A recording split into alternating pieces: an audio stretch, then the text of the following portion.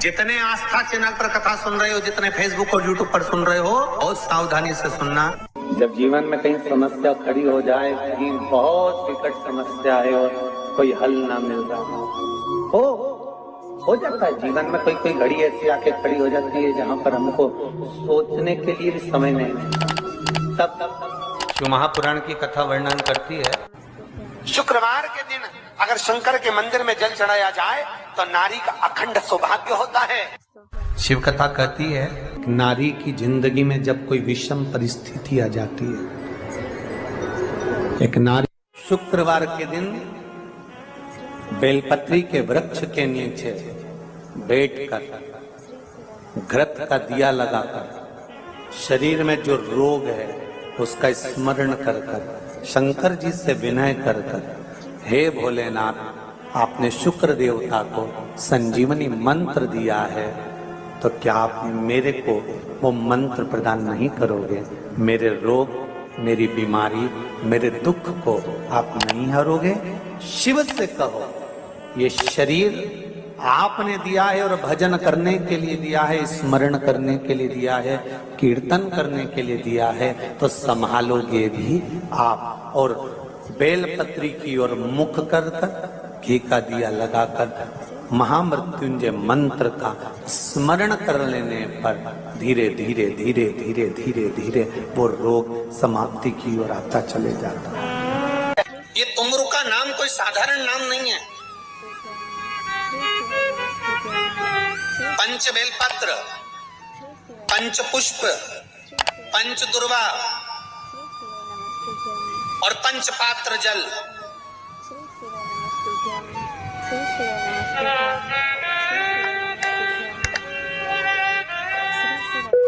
पांच पुष्प, पांच बेलपत्र, पांच दुर्वा और पांच पात्र, मतलब 5 लोटा जम के बोलो जल। ये कोई साधारण नहीं। पंच बेलपत्र के साथ, पंच पुष्प के साथ, पंच दुर्वा के साथ, पंच पात्र जल के साथ, ये सहजता नहीं है। बहुत ध्यान दीजिएगा। बहुत जिन जिन बच्चों के विवाह में देरी हो रही हो, बेटा बेटी के विवाह में देरी हो रही हो, या सफेद आंकड़े की जड़ तुमरुका जी के नाम से बांधने के बाद भी गर्भ नहीं ठहर रहा, तो ये नंदीश्वर शिव महापुराण की कथा खगड़िया में जो चल रही है बिहार में, इसके आज शुरू के दिन की कथा का स्मरण करिएगा। 5 बेलपत्र, 5 दुर्वा, 5 पुष्प और 5 लोटा जल। सोमवार के दिन शिव जी के मंदिर में प्रातः के समय पर बाबा को 1 बेलपत्र, 1 दुर्वा, 1 पुष्प, 1 लोटा जल समर्पित कर कर थोड़ी देर रोककर श्री शिवाय नमस्तुभ्यम या पंचाक्षर मंत्र ओम नमः शिवाय स्मरण कर कर, महामृत्युंजय मंत्र का स्मरण कर कर, फिर बेलपत्र, फिर दुर्वा, फिर पुष्प, फिर जल। ऐसा 5 पंच बेलपत्र, पंच दुर्वा, पंच पुष्प, पंच पात्र जल तुमरुका जी का नाम लेकर समर्पित कर कर उस जल का आचमन करिए। 5 सोमवार या 7 सोमवार करिए, बाबा गर्भ अवश्य ठहराएगा और संतान अवश्य हो। तुमरुका जी के नाम का स्मरण ही जीव का आनंद दे जाता है। बोल तुमरुकेश्वर महादेव की, नंदीश्वर महादेव की। नमस्तुभ्यम। एक प्रश्न आपके भीतर, शिव महापुराण की कथा कहती है, विदेश्वर संहिता कहती है कि 1 लोटा जल जब हम महादेव को चढ़ाते हैं, शिव जी को समर्पित करते हैं, तो उसमें से 1 अंश पितरों के पास चले गया, 1 अंश पूर्वजों के पास चले गया, 1 अंश वास्तु शास्त्र के वास्तु के देवता के पास चले गया, 1 अंश नारायण के पास चले गया, 1 अंश ब्रह्मा जी के पास चले गया, 1 अंश इंद्र के पास चले गया। विदेश्वर संहिता कहती है कि शंकर जी पर समर्पित जल के 33 कोटि देवी देवताओं के हिस्से हो जाते हैं केवल 1 लोटे जल में से, 1 लोटा जल में से 33 कोटि देवताओं के हिस्से हो जाते हैं 1 लोटा जल में से। अब आपसे प्रश्न ये है,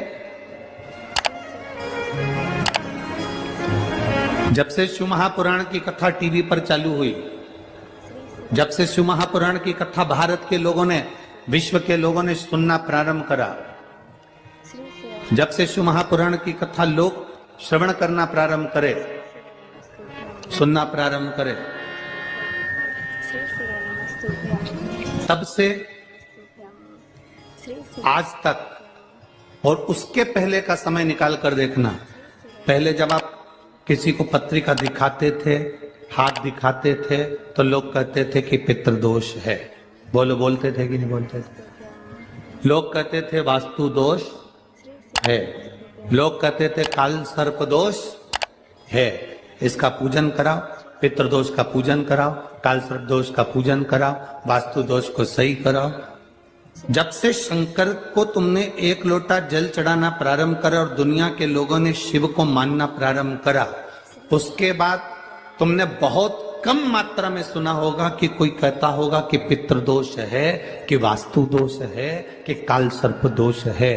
क्योंकि सारी समस्या का हल एक लोटा जल।